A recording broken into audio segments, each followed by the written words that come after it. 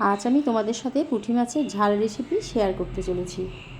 পুঁটি মাছের ঝাল করার জন্য এখানে আমি বড় বড় সাইজে বেশ কয়েকটা পুঁটি মাছ নিয়ে নিয়েছি। পুঁটি মাছগুলোকে এবার লবণ হলুদ মাখিয়ে বেশি লাল করব না, এরকম হালকা লাল করে দুপাশটা ভালো করে ভেজে নিতে হবে। এরকম হালকা লাল করে আমি সব পুঁটি মাছ ভেজে নিয়েছি। এবার ওই একই তেলে ফোড়নের জন্য নিয়ে নিচ্ছি কিছুটা পরিমাণ পাঁচফোড়ন। পাঁচফোড়নটা হালকা লাল হয়ে গেলে এর মধ্যে কেটে রাখা আলুর টুকরোগুলো দিয়ে দেব। আলুগুলো আমি এরকম পাতলা লম্বা লম্বা করে কেটে নিয়েছি। এবার তেলের মধ্যে আলুগুলো ছেড়ে দিলাম। আলুগুলো হালকা ফোড়নের সঙ্গে নাড়াচাড়া করে নেব। আর এরপর আলুর মধ্যে দিয়ে দিব স্বাদ মতো লবণ আর হলুদ গুঁড়ো। এই রান্নাটা বন্ধুরা খেতে খুবই টেস্টি হয়। তোমরা অবশ্যই বাড়িতে একবার করে দেখো, আর কেমন লাগলো আমাকে অবশ্যই কমেন্ট করে জানাও। হলুদ আর লবণ দিয়ে আলুগুলো হালকা নাড়াচাড়া করে নেব।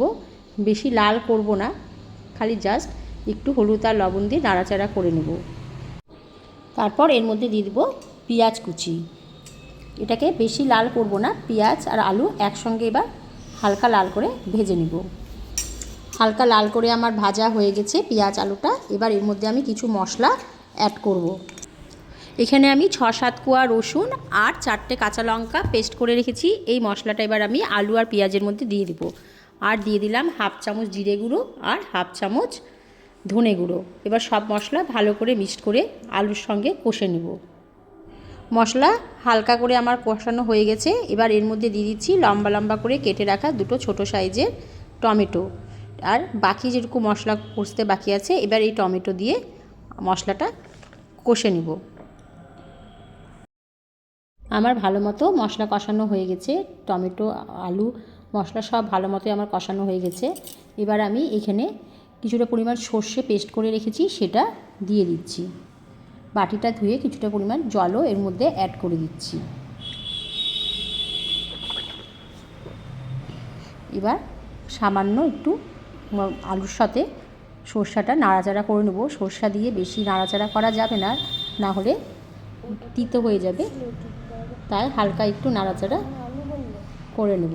সর্ষের সাথে আমার মশলাটা ভালো মতো কষানো হয়ে গেছে। এবার আমি এর মধ্যে পরিমাণ মতো জল অ্যাড করে দিচ্ছি।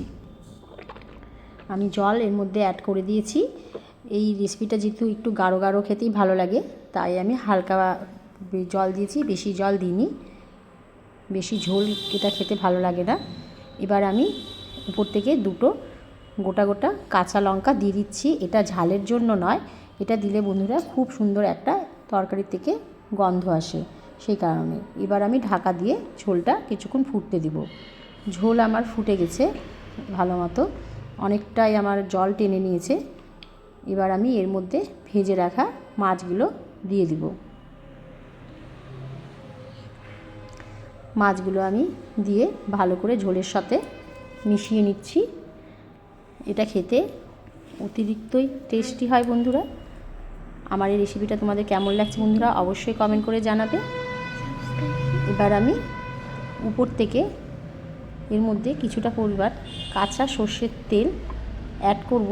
এটা দিলে পরে বন্ধুরা তরকারির স্বাদ আরও সুন্দর হয়। যেহেতু এটা সর্ষে বাটা দিয়েছি, তো সর্ষে বাটা একটু কাঁচা সর্ষের তেল দিলে উপর থেকে খেতে খুব ভালো লাগে।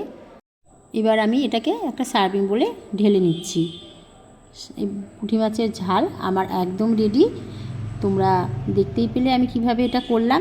তোমাদের কেমন লাগলো আমার এই রেসিপিটা অবশ্যই কমেন্ট করে জানাবে। কি সুন্দর কালার এসেছে বন্ধুরা, দেখো।